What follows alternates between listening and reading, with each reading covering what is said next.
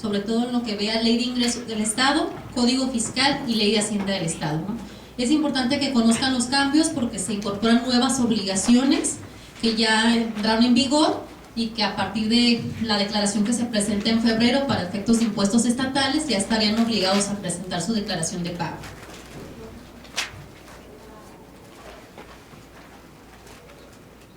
Por lo que vea Ley de Ingresos del Estado, lo más significativo que encontramos es el cambio en el impuesto sobre adquisición de vehículos automotores usados. Anteriormente este impuesto, también conocido como impuesto de compra-venta, cuando hacíamos la enajenación de un vehículo, el cambio de propietario, lo hacíamos en base a un libro azul, ¿sí? Un tabulador que la Secretaría elaboraba, lo difundía a través del portal de internet, lo publicaba y en base a eso nos calculaban el impuesto de compra-venta. Esto nos llevó a que tuviéramos, pues que hubiera inconstitucionalidad, que se plantearan ciertos amparos, porque todos los elementos del tributo no estaban considerados en la ley, ¿no? Se tuvo que modificar la Ley de Hacienda del Estado también para establecer todos los elementos de esta contribución. Si nosotros nos damos a la Ley de Hacienda, vamos a encontrar ahí quién es el sujeto del impuesto, cuál es el objeto, todas las bases para su determinación, y la tarifa la estaremos encontrando en la Ley de Ingresos. Ahorita vamos a ver lo que es en la parte de Ley de Hacienda, cómo se calcula este nuevo impuesto de compra-venta. En el caso del impuesto sobre negocios jurídicos, bueno, aquí teníamos en la fracción tercera un tratamiento especial para aquellos actos que provenían del Instituto de Justicia Alternativa. En esos casos se cobraba una cuota mínima de 290 pesos a todos los actos o convenios que provenían del Instituto de Justicia.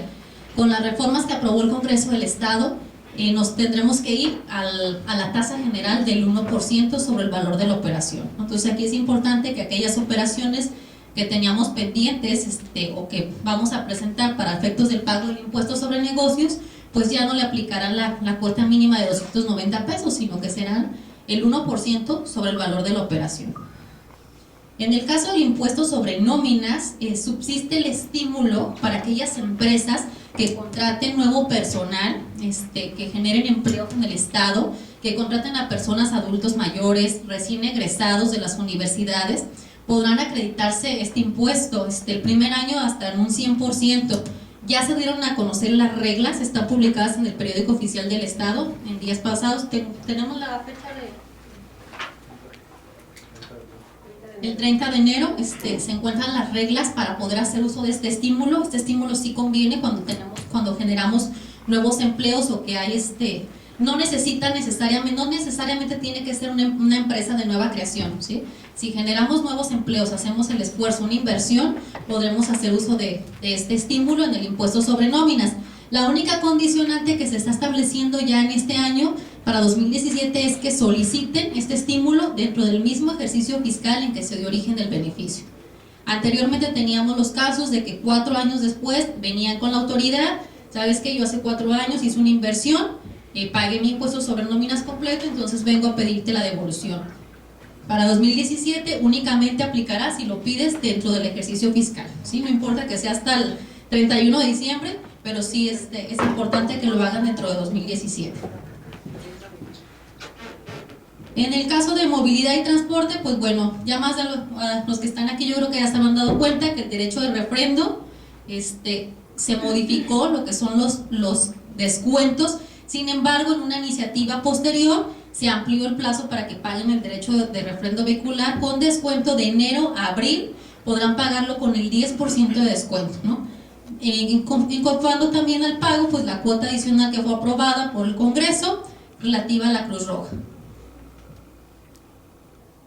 En caso de la baja vehicular, ¿cuándo damos la baja vehicular? Bueno, cuando no obstante que ya vendimos el vehículo y no hicimos el cambio de propietario, podemos presentar la baja vehicular para deslindarnos de las obligaciones fiscales. Ojo, esto no quiere decir que nos vamos a deslindar de obligaciones penales, ¿no? Entonces sí es muy importante que cuando ustedes realicen una venta de un vehículo, sí hagan el cambio de propietario, no solamente por los adeudos, sino por lo que puede traer consigo que la persona que está circulando con unas placas a tu nombre cometa un delito. ¿La cuota de la Cruz Roja es obligatoria? Sí, está establecida en el artículo 15 bis de la Ley de Ingresos del Estado como una contribución. Ya no está como una aportación voluntaria, ya es ahora una nueva contribución. En el tema de la baja vehicular, como comentábamos, pues bueno, importante es que realicemos nuestro cambio de propietario, pero para el caso de aquellos vehículos que ya no hicimos el cambio, que ya no tenemos dónde localizar al dueño, por lo menos sí proceder a dar la baja vehicular. Nada más se les va a pedir que el vehículo esté al corriente, ¿sí? Que no presente adeudos. Si presenta adeudos, habrá que liquidarlos para poder dar la baja vehicular, ¿no? Es por eso muy importante que cuando hagamos la transmisión de un vehículo, o hacemos el cambio de propietario o damos la baja, ¿no? Porque después si llega gente que, es que ¿sabes qué? Pues tengo un vehículo que ya ni siquiera vale el adeudo de lo que trae ese vehículo. Para el caso de robo de vehículos, se está estableciendo en la ley una exención en el pago de la baja vehicular. Si ustedes acreditan que presentaron su denuncia de robo, van a poder dar la baja de ese vehículo sin costo alguno. Ley de Hacienda del Estado. Bueno, en el caso de la Ley de Hacienda del Estado, teníamos mucho en pago de impuestos estatales, sobre todo sobre negocios jurídicos, que cuando acudíamos a pagar este impuesto por el registro de una o derechos de registro también, en las recaudadoras tenían diferentes criterios. Si nosotros traíamos, por ejemplo, una compraventa con reserva de dominio, nos cobraban el 1%, había recaudadores que nos cobraban el 1% sobre la compraventa y el 1% por la reserva de dominio. Entonces, si nosotros nos vamos al valor de la operación, pues si tenemos una compraventa que vale 1,000,000 de pesos y nos están cobrando un 1% de la compraventa y otro de la reserva, sí es una cantidad considerable. Se trató de darle mayor certidumbre al contribuyente de que solamente se debe de cobrar una sola vez el impuesto, ¿no? Que la modalidad pactada en el acto principal no da lugar a otra causación adicional del gravamen. Entonces, si se presentan esos casos, pues bueno, ya está establecido con toda claridad en la Ley de Hacienda que únicamente les deban de cobrar una sola vez, ¿no? Salvo que en una misma escritura contengan diferentes actos, pues ya será uno por cada uno, ¿no? Otro caso que se daba mucho también eran los contratos de mutuo con hipoteca, ¿sí? A criterio de los recaudadores igual, cobraban el 0.5% sobre el contrato de mutuo y otro 0.5% por la hipoteca. Hemos tenido también varias devoluciones en ese sentido, criterios del Tribunal Administrativo donde nos dice, a ver, la hipoteca es un accesorio del contrato principal, por lo tanto, debes de cobrar una sola vez, ¿no? Lo que les comentaba, en el caso del impuesto de compraventa de vehículos, se establece ya en la Ley de Hacienda las bases del impuesto y la forma de determinar esta contribución. ¿Cómo lo vamos a determinar? Pues bueno, vamos a tomar el valor inicial de factura, ¿sí? El valor de origen de la factura, y lo vamos a depreciar para reconocer la antigüedad del vehículo conforme a una tabla de depreciación que se establece en la Ley de Hacienda. Esto nos va a permitir que ahora sí reconozcamos que nuestro vehículo ya no tiene el mismo valor que cuando nosotros lo adquirimos, que sufrió una depreciación por el transcurso del tiempo. Le vamos a aplicar un factor, el factor que corresponda de acuerdo a los años de antigüedad de ese vehículo. Una vez aplicado ese factor de depreciación, vamos a obtener una cantidad ya depreciada y le vamos a aplicar un factor de actualización que establece el artículo 68 del Código Fiscal del Estado, en donde nos dice que tomaremos en cuenta el Índice Nacional de Precios al Consumidor. ¿Qué haremos con ese valor una vez depreciado y actualizado? Lo llevaremos ahora sí a la tarifa que viene en la Ley de Ingresos del Estado, en donde están diferentes rangos que buscan guardar la proporcionalidad, es decir, que de un brinco a otro, por un centavo, por un peso que nos brinquemos, el valor no se dispare en la cantidad del impuesto a pagar, ¿no? Como ocurría en el pasado con el anterior impuesto de compraventa, en donde si tú te pasabas por un centavo a veces o un peso, ya se duplicaba el impuesto que tenías que pagar, ¿no? Entonces, pues bueno, lo importante es que este nuevo procedimiento en la Ley de Hacienda sí reconoce la antigüedad de tu vehículo y además lo ubica en la tabla de la Ley de Ingresos conforme al valor que realmente le corresponda. Con este nuevo esquema del impuesto de compraventa, yo les podría decir que están pagando más o menos la mitad de lo que les tocaría pagar con el esquema anterior, ¿sí? Compraventas que a lo mejor en el esquema anterior pagaban 5,000 pesos, actualmente con este procedimiento les da a pagar 2,500, 3,000 pesos de impuesto. El plazo para el pago del impuesto de compraventa, se modifica el plazo, ya no son 30 días hábiles para pagar, hacer el cambio de propietario, son 10 días hábiles a partir de la fecha del endoso. ¿Qué quiere decir? Que pasados los 10 días hábiles a partir de la fecha del endoso, sí podremos hacer el cambio de propietario, pero causará recargos, ¿no? Entonces ahí es importante la fecha que tomemos en el endoso. Para el caso de los vehículos eléctricos y los vehículos híbridos, se está estableciendo una exención. No pagarán nada de impuesto de compraventa a los vehículos eléctricos y pagarán en un 50% los vehículos híbridos. Lo mismo en el derecho de refrendo vehicular. Los vehículos eléctricos no van a pagar refrendo y los híbridos solo un 50%. Esta reforma… Respecto a cuando se hace una compraventa, más bien se paga el impuesto de la compraventa del automóvil, se le pone una especie como de holograma a la factura. ¿Sigue vigente eso? Sí, el holograma de identificación sí sigue vigente. Todos los elementos pues de revisión documental, todos los cobros que se vienen haciendo anteriormente, esos sí están vigentes, se encuentran contemplados en la Ley de Ingresos del Estado. Ahí es donde encontramos lo del holograma, donde encontramos la revisión documental y además pues el impuesto que se causaba, ¿no? Que realmente el costo del holograma y de la revisión documental no era lo que encarecía el impuesto, sino más bien el cálculo que se hacía en base a un libro azul de compra-venta que no era el valor que tu vehículo ya tenía en el mercado, ¿no? En el caso del impuesto sobre remuneraciones al trabajo personal no subordinado, también conocido como RTP, esta reforma es muy importante en la Ley de Hacienda porque ya entró en vigor y le está obligando a las personas físicas y jurídicas que en sus instalaciones permitan la prestación de servicios independientes de medicina. ¿Qué nos dice la Ley de Hacienda? Que están obligados a recaudar el impuesto causado por los prestadores de medicina y integrarlo en el plazo de ley, ¿sí? ¿A quiénes le aplica estas reformas? Hospitales, consultorios, farmacias en donde sus instalaciones se lleven a cabo servicios de medicina, tendrán que recaudarle el impuesto al médico y enterarlo a más tardar el día 12 de febrero, que es la fecha de vencimiento de esta obligación.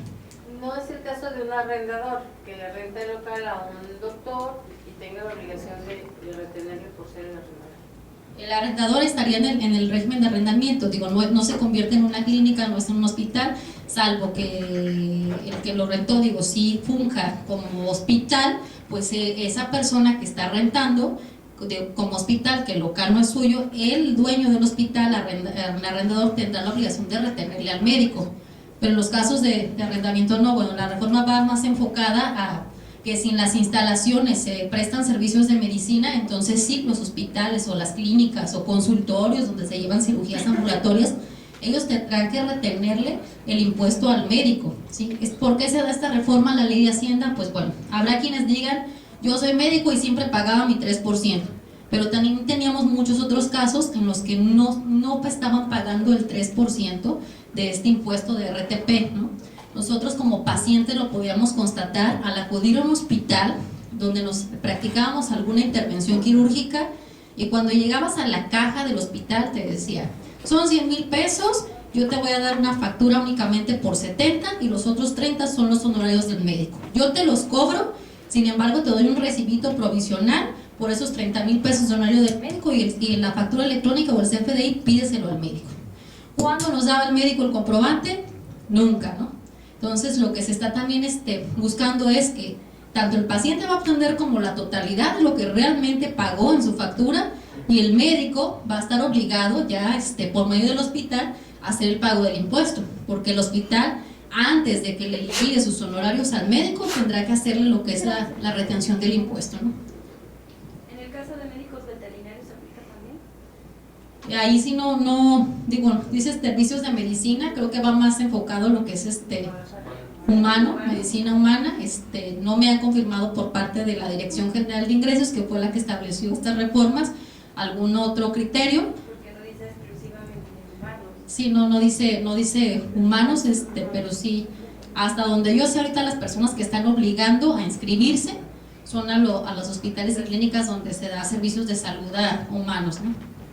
Entonces, el hospital en este caso el doctor le va a hacer una factura al hospital de los honorarios y le va a retener y el hospital le va a entregar su 100% al paciente, ¿así es? Sí, el hospital va a facturar por los servicios del hospital y el médico sí tendrá que pedir su comprobante fiscal por esos 30,000 pesos, pero estará obligado a proporcionarlo al hospital para que se lo pueda entregar al paciente. Si no, no le va a liberar el pago al médico. ¿Y el médico debe ser el recibo en nombre del hospital? ¿O No, del paciente porque es el que está recibiendo el servicio, ¿no?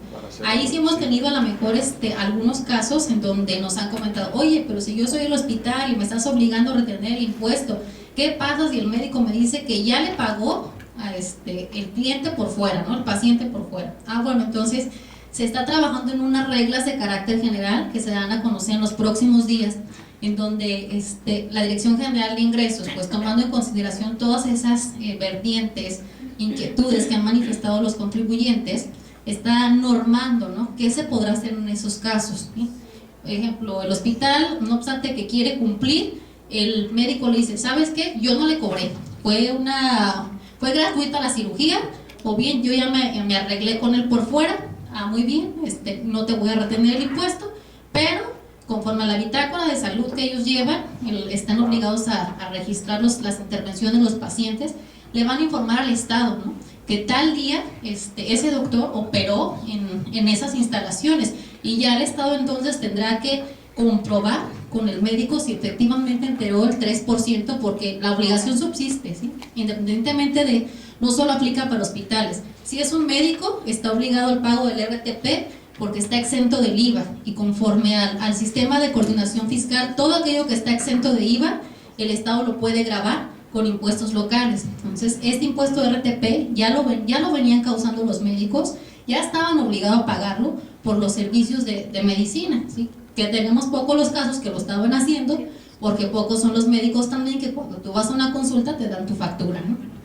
Y entonces va a haber un formato especial para que las personas físicas o jurídicas hagan la retención de ese impuesto a los médicos. Sí, ahorita si quieres pasar los formatos, Isabel, para que los vayan conociendo. Esos son los nuevos formatos para inscribirse.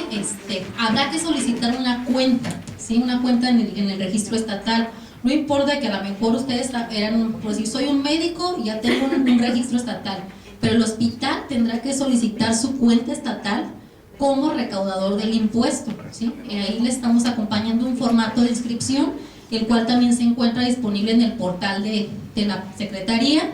Hay un formato de pago que ya se modificó para el caso de que se señale cuando es un impuesto propio o es un impuesto retenido recaudado, ¿sí?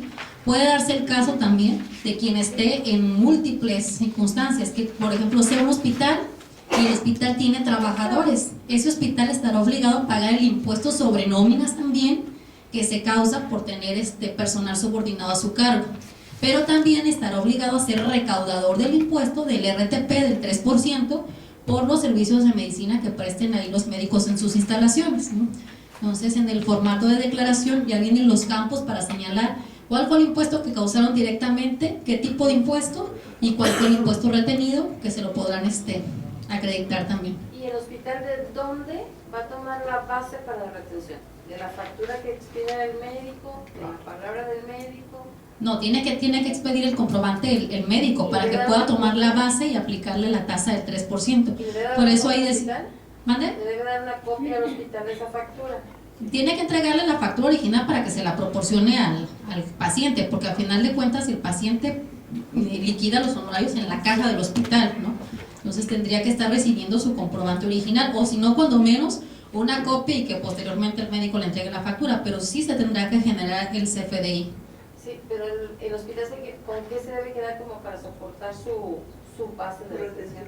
Con copia de la factura para que pueda acreditar que lo que pagó es correcto, ¿no? Digo, él va a pagar y la autoridad va a presumir que está pagando el 100%. Si el hospital me dice que pagó 10 pesos de impuesto, pues esos 10 pesos son, a lo mejor eran 15, ¿sí? Pero ahí ya será un riesgo que corre el hospital cuando en un momento dado, si la autoridad decide ejercer una facultad de comprobación, pues bueno, se va a dar cuenta, oye, debías pagar 15 y pagaste 10, ahora esos 15 se te convirtieron en 35, a lo mejor por las multas y los recargos y todo lo que genera una omisión de impuestos, ¿no?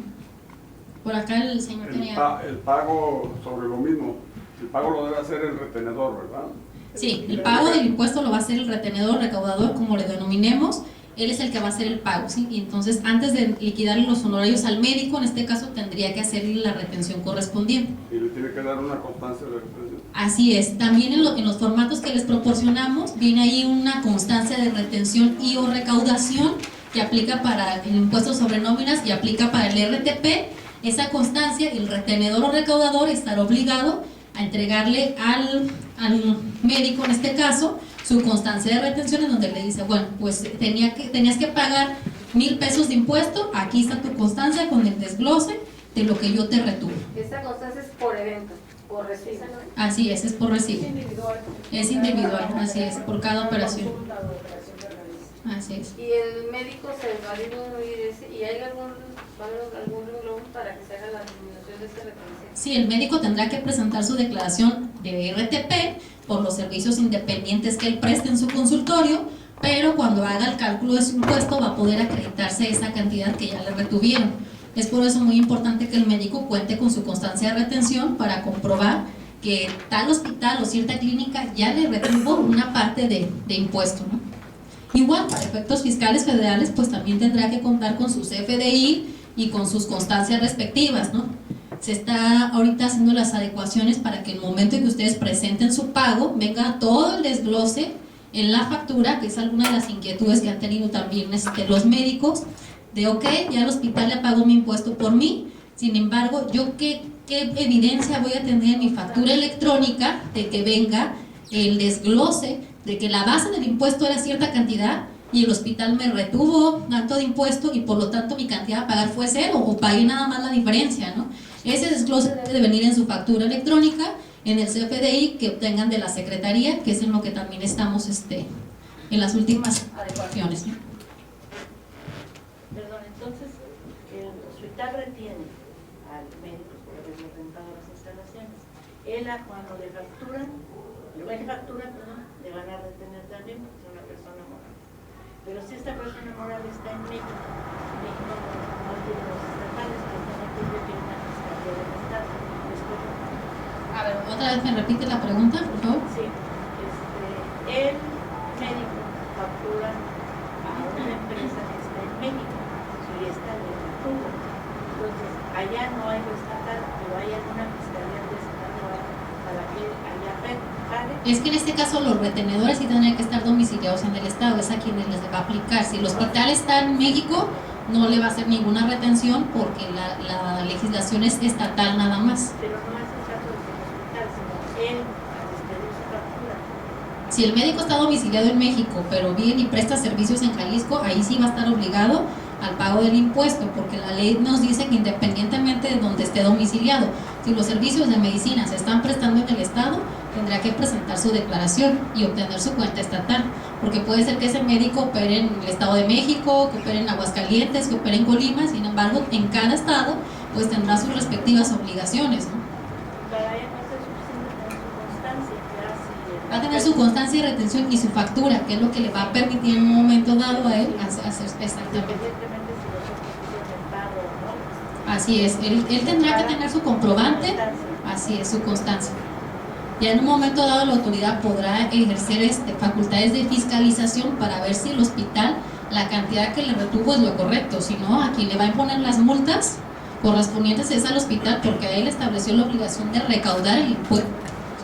Entonces la autoridad presume que lo que está enterando el hospital o la clínica, eso es. Sí, pero si yo uno cirugía una sola en un año, tengo que inscribirme y seguir presentando que mensualmente que no tengo ingresos por eso. Si ya no va a seguir operando, presenta su suspensión, pero si va a seguir eventualmente operando, sí habría, aunque no se cause, tendría que presentar su declaración en ceros.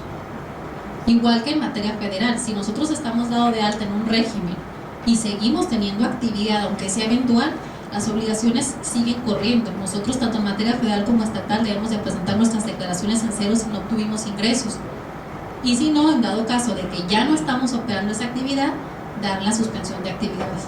Que ahí es muy importante cuando ustedes realicen una suspensión de actividades también en el SAT, que lo hagan con el Estado, porque muchas veces es, yo ya presenté hace 2 años mi suspensión de actividades con el SAT, ya no tengo el negocio o ya no me dedico a esa actividad, sin embargo, al no haber dado aviso al Estado, las obligaciones siguieron corriendo los impuestos se generaron, las multas correspondientes, entonces cuando tenemos problemas con la autoridad estatal también. Y aunque mi domicilio sea en México, yo nada más voy a pagar sobre el recibo que expedí aquí. Te van a retener el impuesto. Si, por ejemplo, eres un médico y tú estás domiciliado en México, te van a retener ese impuesto correspondiente. Sí, pues nada más por el recibo que yo di. Pero nada más voy a presentar por este recibo, no por todos mis recibos. No por todos, nada más por lo que se preste en el estado de Jalisco. Así O es. sea que técnicamente no puede globalizar los ingresos que estuvieron sujetos a no retención y así retención. Los tiene que separar, es la pregunta también. Sí, tendrían que separar lo que le retuvieron y lo que lo causó directamente.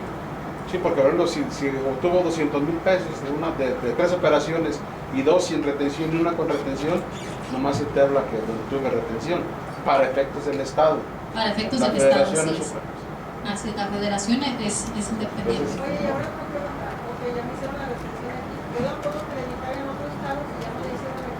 No, contra otro estado no lo podría acreditar en materia federal, ahí sí, pues, ¿no? y eso no. Cuando presente sus declaraciones, pero en otros estados, si la obligación no existe o no lo establece la legislación fiscal de ese estado de que podrá acreditar o deducir lo pagado en otras entidades federativas, no se puede. Para fines prácticos, si yo por ejemplo estuviera en Sinaloa y viniera aquí a declarar, yo le tenía el hospital que no declarar. Yo tengo mi domicilio fiscal en Sinaloa, Sonora o donde sea. Ustedes no pueden verificar que yo hice una operación aquí, que va a ser única. A mí, yo creo que debiera haber otra manera de que el hospital hiciera este movimiento, porque no hay algo que le dé una base al hospital para hacer la retención real de lo que es. Yo pues, yo espérame,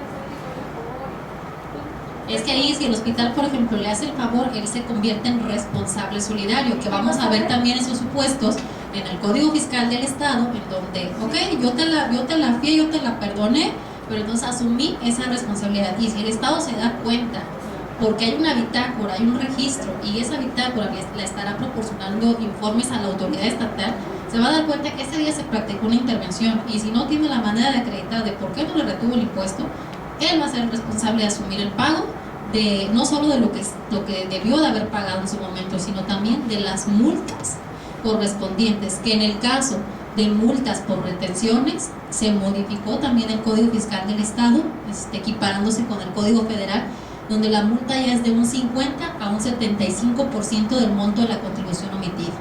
Entonces ahí sugerencia, tanto en materia federal como estatal, cuando hablamos de retenciones o de impuestos trasladados, debemos de darles prioridad, siempre, porque las multas son elevadísimas, ¿no? Entonces, se van a basar en la bitácora. Así es. ¿Un hospital tiene empleados médicos que operan ahí? Esos no pagan RTP, pero pagan impuestos sobre nóminas porque son sus trabajadores, sus empleados. Podrán estar prestando servicios de medicina, porque esa es su profesión, esa es su ocupación, pero son empleados, reciben un sueldo del hospital. Ellos están obligados no al pago del 3%, sino al pago del 2% del impuesto sobre nóminas. Y no lo paga el médico, no lo paga el empleado, lo paga el patrón. ¿Y de eso no hay bitácora? ¿De esas operaciones que No, porque ahí juega diferente, ahí no nos van a informar de qué servicios de medicina prestaron en las instalaciones. Ahí si el médico hizo 15 o 20 o 30 cirugías en el mes, ahí es independiente, es tu empleado y causa el 2% sobre el sueldo, así es.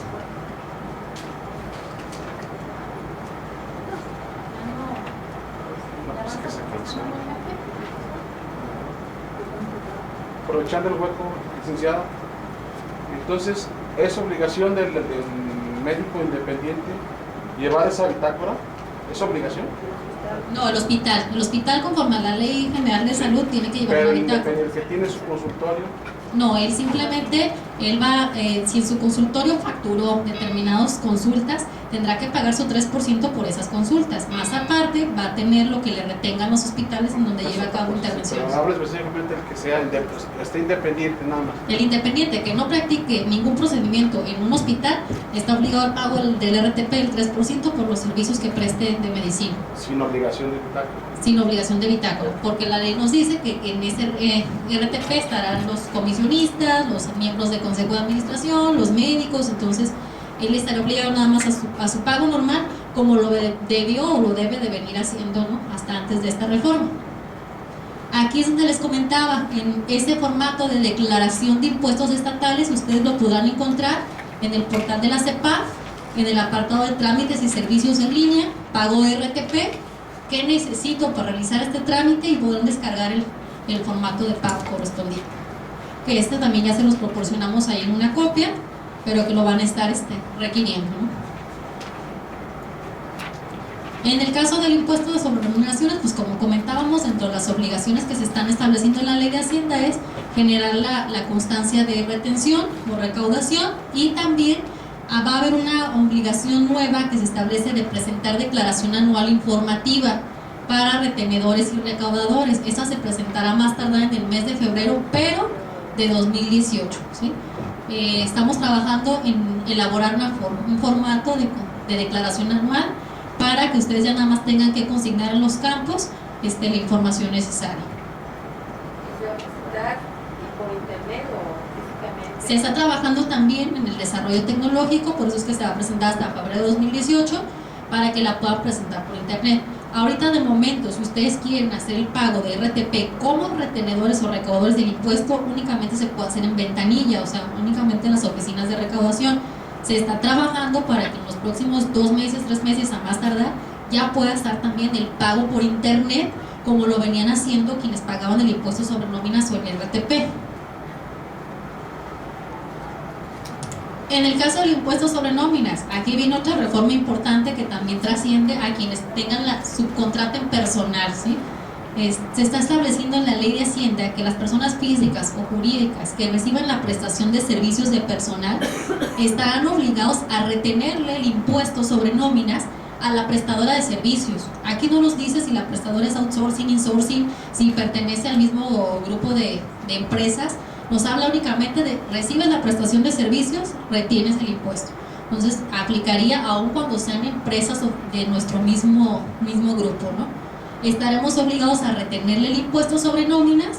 La prestadora deberá proporcionar la información de cuánto es el impuesto a cargo. Si no lo hace, ¿qué puede hacer el contribuyente? Pues bueno, ahí tiene una determinación presuntiva que se establece en la ley de Hacienda, que nos dice que del valor de la factura de los servicios de personal deberá tomar el total de ese valor de la factura y aplicarle el factor de 0.90, y lo que resulte le aplicará la tasa del 2%, que será mucho mayor que el impuesto a cargo que tenía que enterar la prestadora de servicio. Es por eso ahí importante que la prestadora informe, porque si no, el contratante pues le va a retener un impuesto mucho mayor en base a la determinación que viene en ley, y lo va a enterar de todas maneras a la Secretaría. Esta obligación igual ya está vigente, y tendrían que estar presentando quienes reciben la prestación de servicios su declaración a más tardar el 12 de febrero. Al referirse a servicios de personal, no sé si tengan ya establecido con el tema de servicios de limpieza, vigilancia, que meramente, o sea, sí contratas el servicio, pero no tienes la dirección directa con las personas que van a realizar el trabajo. No sé si ustedes también ya como parte integrante de que tengan que cumplir esta obligación. Sí, esos planteamientos nos los hicieron desde que se publicaron las reformas. El último criterio que me acaban de pasar en días pasados de la Dirección General de Ingresos es que sí se va a aplicar la reforma a los servicios de mantenimiento, de limpieza, de vigilancia, de cuando proporcionan personal para vigilancia, también les va a aplicar esta reforma del artículo 46. Yo de todas maneras igual les dejo ahora sí que abierta la posibilidad para que ustedes externen sus planteamientos ante la Dirección General de Ingresos, y que en un momento dado pues se pueda considerar para una eventual reforma o para una regla de carácter general. Por el momento el criterio que nos han dado es de que sí se va a aplicar en esos casos. A pesar de que la factura venga como prestación de servicios, ¿no? Entonces sí, ahí sería importante que si ustedes consideran que ese tipo de actos no deben de gravar, pues bueno, hagan sus planteamientos correspondientes. ¿Y esa retención sobre la factura se debe entrar junto con el 2% sobre la nómina de la empresa? Sí, el 2%, puede ser la empresa, como comenta, que tengo trabajadores que son míos directamente y tengo otra parte que es contratado.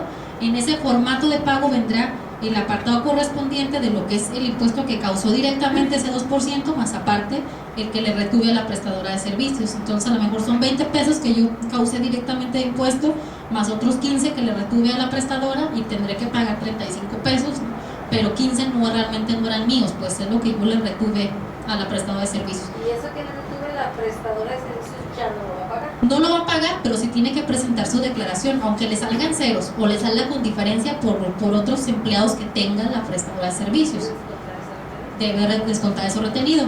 Igual, aplicar el mismo procedimiento, le tendrá que entregar su constancia de retención a la prestadora de servicios y presentar la prestadora su declaración en donde ya haga esa disminución. Tengo el caso de una persona que contrató los servicios de reclutamiento de personal, le consiguen a una persona, esa persona está trabajando en la empresa, se le da el seguro, tiene su nómina, su nómina, todo. Pero sí tengo mi factura por el reclutamiento y selección de esa persona. ¿Esa factura me va a ocasionar una retención o en ese caso? Está trabajando nada más esa persona, no está recibiendo más personal y entró a la nómina de la empresa. Entonces pagaré el 2% directo porque está en la modalidad de empleado. Digo, de todas maneras va a pagar, al final de cuentas la tasa es la misma, ¿no? El 2%, nada más habría que ver si hay una relación laboral directamente con la contratante, con la empresa. Si está bajo es mi empleado, que sea por 6 meses, 1 mes, 3 meses, está bajo mi empleado, es directo. Así es. Y yo tengo otro, y si en el mismo, haz de cuenta, ahorita contraté, que le van a retener porque estoy haciendo la subcontratación. Entonces en el mismo mes no voy a poderme acreditar lo que me están reteniendo porque él hasta el día 12 va a pagar. Entonces si vamos a pagar al mismo tiempo, ¿cómo voy yo a controlar esa constancia? ¿Cómo me la van a dar de que ya pago si vamos a pagar en la misma fecha? Con la constancia de retención. La constancia de retención sí se la tiene que entregar en el momento, en el momento, no tiene que esperarse hasta el día 12, pues para efecto de que cuando llegue el día de vencimiento, la prestadora de servicios pueda acreditar que ya le retuvieron ese impuesto. No hay que esperarnos hasta el día 12 para obtener nuestra constancia de retención. Al margen de que Se supone que nos van a tener que pagar los servicios, por ejemplo, pues yo prestadora de servicios facturé 100,000 pesos, a mí dame mis 100,000 descontándome lo del 2% y el resto me lo das porque tengo que presentar mi declaración, ¿no? esté pagada o no la factura.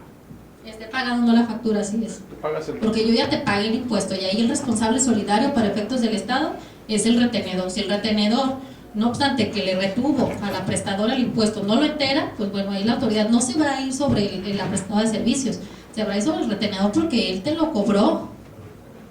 Y si yo ya lo pagué y ya después tomo la constancia de retención, ¿pero puedo acreditar?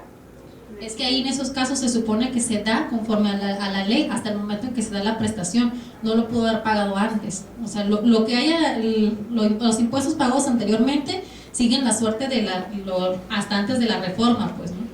Pero lo que entró en vigor esto a partir del 31 de diciembre se publicó. Entonces, digamos, el primer mes del año en donde está ya operando esta reforma es enero, que se paga el 12 de febrero.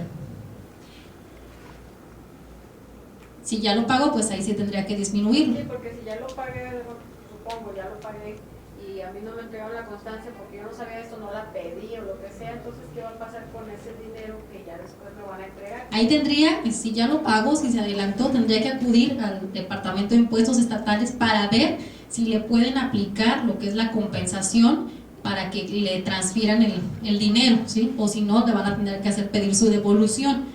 Pero sí es importante porque aunque digo la reforma no fuera de nuestro conocimiento, ya estaba vigente desde el 31 de diciembre, ¿no? Entonces ahí sí es importante que recordemos que como dicen, la ignorancia de la ley no exime de su cumplimiento. Entonces sí le invito a pasar al Departamento de Impuestos Estatales, que está aquí mismo en la Secretaría, en el piso 4, ahí le pueden decir si le pueden tomar esa cantidad y transferirla vía compensación o le indican el procedimiento para la devolución como pago de lo indebido.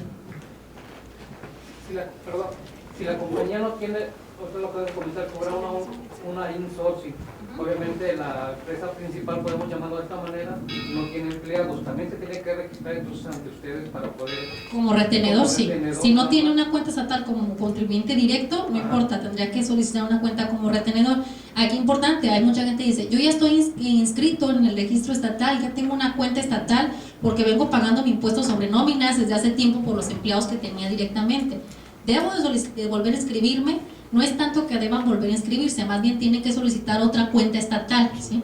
Entonces ahí sí tendrían que llenar ese formulario, aunque diga formato de inscripción, es el con el que les van a asignar la nueva cuenta estatal como retenedores o recaudadores del impuesto en su caso, ¿no? Y habría que ahora sí que acreditar la serie de requisitos que se piden para generar la cuenta estatal, que también están ya en el portal de internet.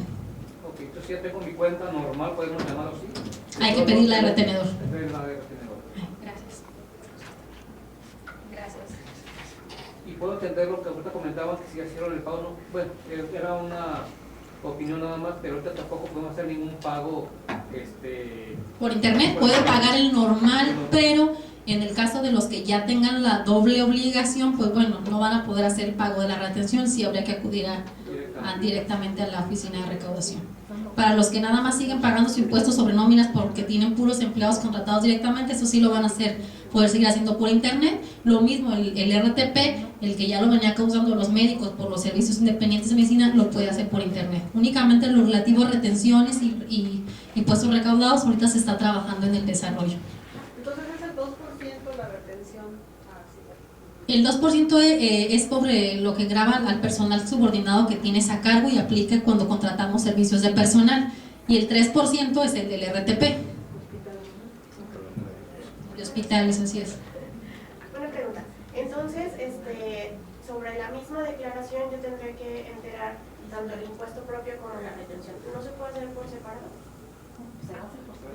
De hecho va a ser por separado, tendrías que llenar dos formatos de declaración.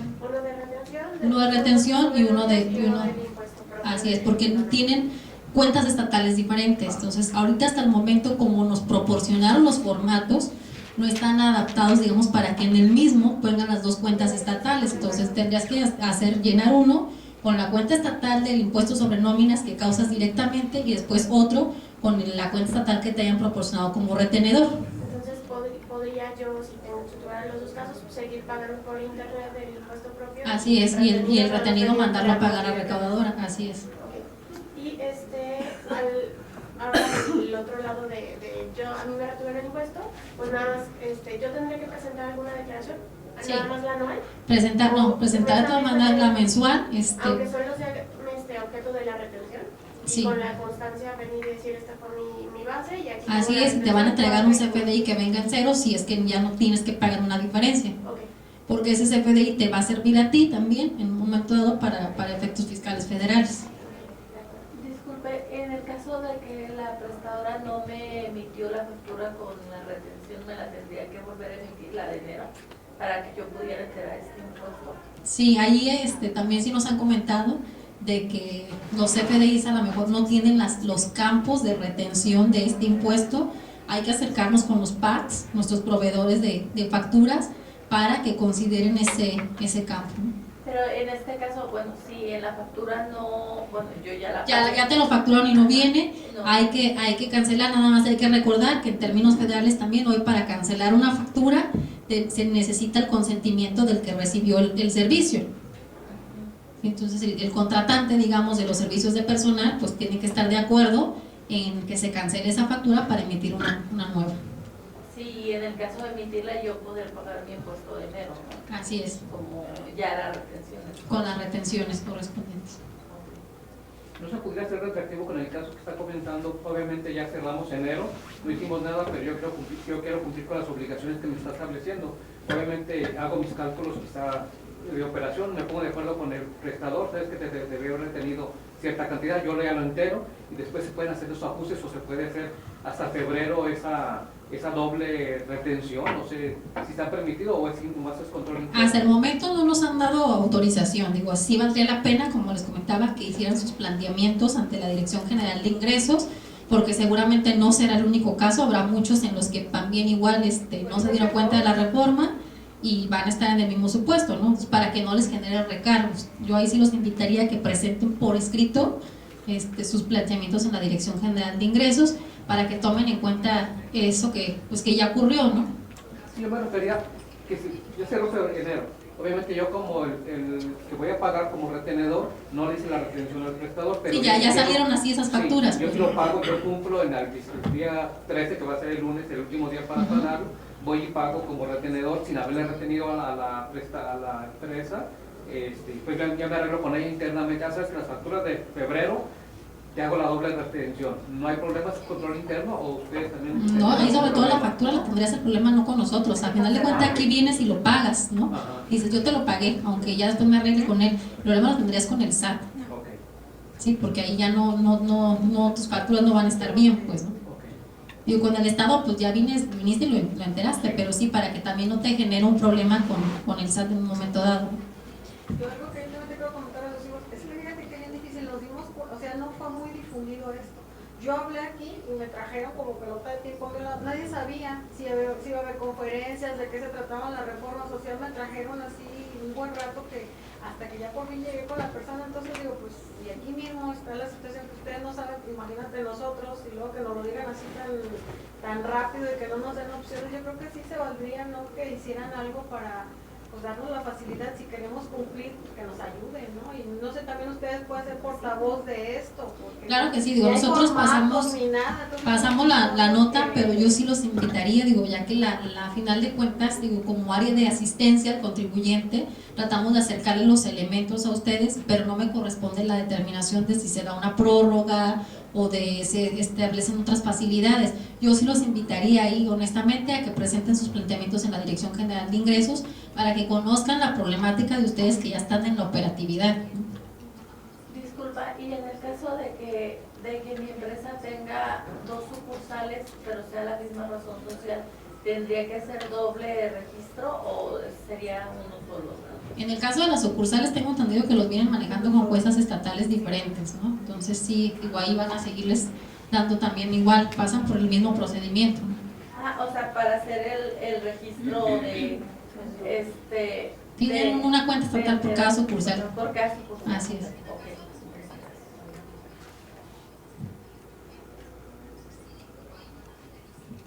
Código Fiscal del Estado, bueno, lo que se está las reformas que se efectúan en el Código Fiscal del Estado van más caminadas hacia la parte de fiscalización de las autoridades, ¿sí?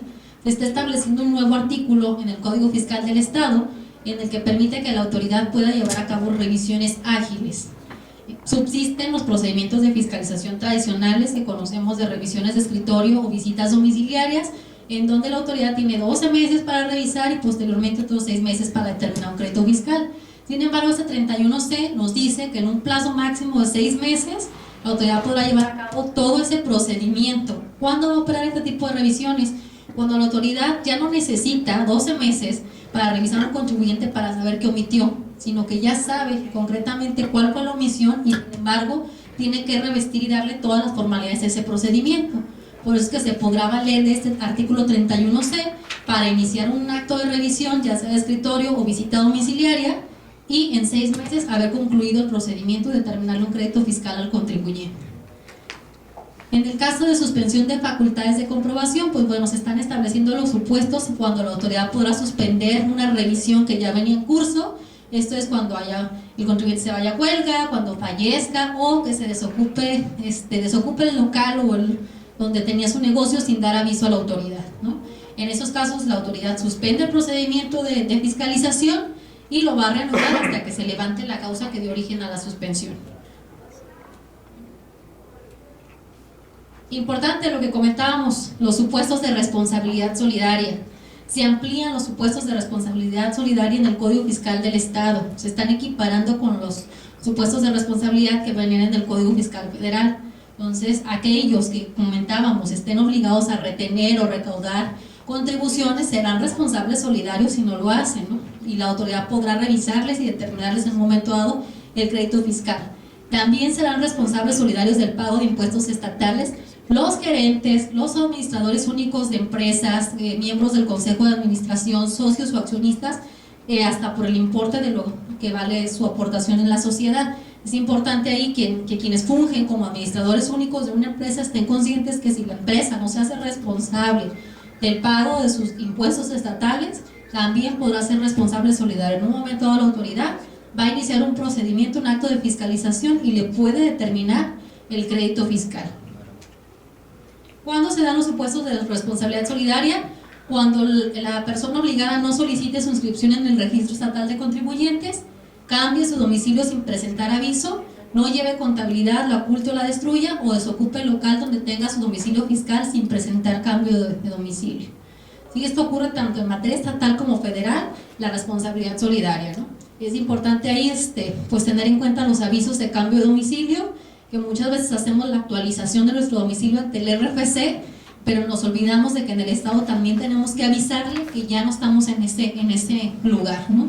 Porque la autoridad podrá incluso, con una reforma que ahorita vamos a ver, tomar como domicilio el que le proporcionen otras autoridades de administración tributaria, ¿sí?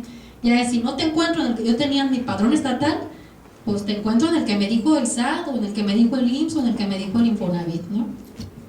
O el municipio, o los bancos. Esa es la reforma que les comentaba en el Código Fiscal del Estado. Entonces, ¿qué ocurría mucho con el Estado? Que sus padrones estatales están desactualizados. ¿Sí? El contribuyente, no obstante que ya presentó su cambio de domicilio con el SAT, no lo hace con el Estado, o no lo hace con el SAT ni con el Estado. Y cuando queremos notificar algún requerimiento, simplemente ya no nos vayamos a un acto de fiscalización, no pague el refrendo de mi vehículo y el Estado va y te requiere la obligación, pues ya no puede practicar esa diligencia porque ya no está en ese domicilio el contribuyente. Actualmente, conforme al artículo 47 del Código, la autoridad podrá tomar como domicilio el que le proporcionen los bancos, las instituciones del sistema financiero o cualquier otra autoridad de administración tributaria, ¿sí? Ya sea federal, estatal o municipal. Entonces, pues bueno, ahí estar conscientes de que ya el hecho de no haberle avisado a la autoridad que nos cambiamos, de todas maneras nos va a encontrar, ¿no? En el caso de facultades para las autoridades fiscales, se está estableciendo en el Código Fiscal del Estado lo que se denomina justicia de ventanilla. Anteriormente, aun cuando el contribuyente viniera y manifestara que no estaba de acuerdo cómo se había practicado alguna diligencia, es que fueron y me dejaron este requerimiento en la puerta de mi casa, lo aventaron por debajo de la puerta, aquí dice que no me negué a firmar, no trae mayores datos, o proceden a describir mi media afiliación y no coincide con la descripción física de la persona. El hecho de haber practicado esa notificación ya traía aparejados, además de la multa por no haber cumplido con una obligación, también traía gastos de ejecución, ¿sí? Es por eso que cuando nosotros no pagábamos el derecho de refrendo, que a lo mejor eran 492 pesos el año pasado, pues de repente se nos volvían en 1,500, ¿no? Los 492 más los 400 y tantos pesos de gastos de ejecución más la multa, ya teníamos que pagar 1,500.